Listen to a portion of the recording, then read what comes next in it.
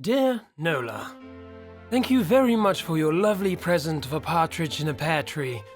We're getting the hang of feeding the partridge now, although it was difficult at first to win its confidence. It bit the mother rather badly on the hand, but they're good friends now. And we're keeping the pear tree indoors in a bucket. Thank you again. Yours affectionately, Sir Ayme. Dear Nola, I cannot tell you how surprised we were to hear from you again so soon, and to receive your lovely present of 2 turtle doves. You really are too kind. At first, the partridge was very jealous and suspicious of the doves, and they had a terrible row on the night the doves arrived. We had to send for the vet, but the birds are okay again, and the stitches are due to come out in a week or 2. The vet's bill was £8, but the mother is over her annoyance now, and the doves and the partridge are watching the telly from the pear tree as I write. Yours ever, Sir Ayme. Dear Nola, we must be foremost in your thoughts. I had only posted my letter when the 3 French hens arrived. There was another sort-out between the hens and the doves, who have sided with the partridge, and the vet had to be sent for again. The mother was raging, for the bill was £16 this time, but she has almost cooled down. However, the fact that the birds' droppings keep falling down on our hair while she's watching the telly doesn't help matters. Thanking you for your kindness, I remain. Yours, Sir Ayme.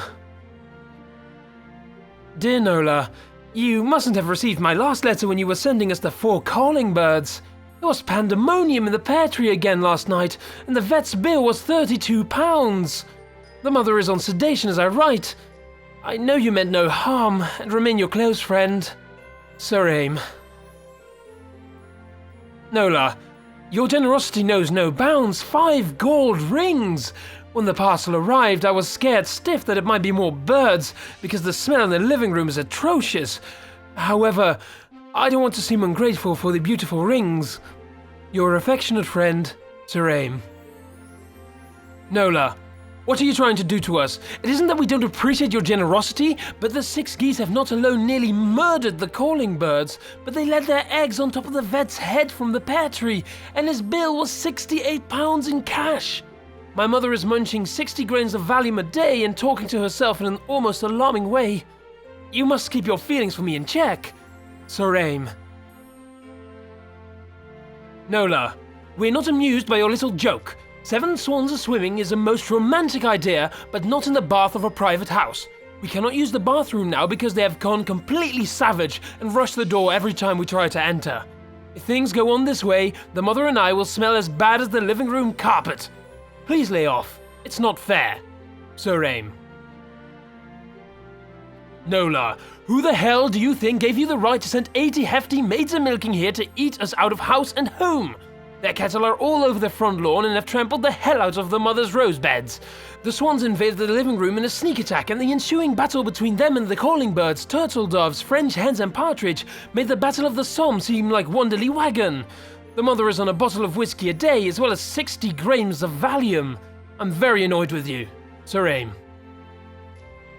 Alright, listen up, you loser. There's enough pandemonium in the place night and day without 9 drummers drumming, while the 8 flamin' maids are milking are eating my poor alcoholic mother out of her own kitchen and gobbling everything in sight. I'm warning you, you're making an enemy of me, Sir Ayme. Listen, manure face, I hope you'll be haunted by the strains of the 10 pipers piping which was sent to torment us last night. They were aided in the evil work by those maniac drummers, and it wasn't a pleasant sight to look out of the window and see 8 hefty maids a-milking, all going round to the punk rock uproar. My mother has just finished her 3rd bottle of whiskey on top of 124 grains of Valium. You'll get yours, Sir Ayme. You have scandalized my mother, you dirty Jezebel. It was bad enough to have 8 maids a-milking dancing to punk music on the front lawn, but they've now been joined by your friends, the 11 lords a-leaping, and the antics of the whole lot of them would leave the most decadent days of the Roman Empire look like outlook. I'll get you yet, you old bag. Alright, listen up, slurryhead. You've ruined our lives. The 12 maidens dancing turn up last night and beat the living daylight out of the 8 maids a-milking, because they found them carrying on with the 11 lords a-leaping. Meanwhile, the swans got out of the living room where they've been hiding since the big battle and savaged the hell out of the lords and all the maids. There were 8 ambulances here last night, and the local civil defense as well. The mother is in a home for the bewildered, and I'm sitting here up to my neck in bird droppings, empty whiskey and Valium bottles, bird's blood and feathers, while the cows eat the leaves from the pear tree. I'm a broken man. Sir Ayme. Hello, everyone.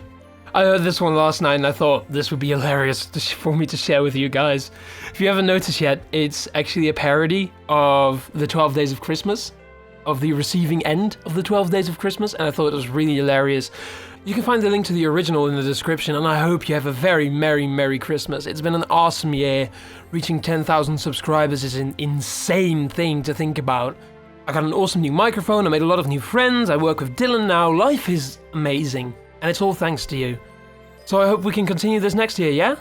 So again, a Merry Christmas and a Happy New Year.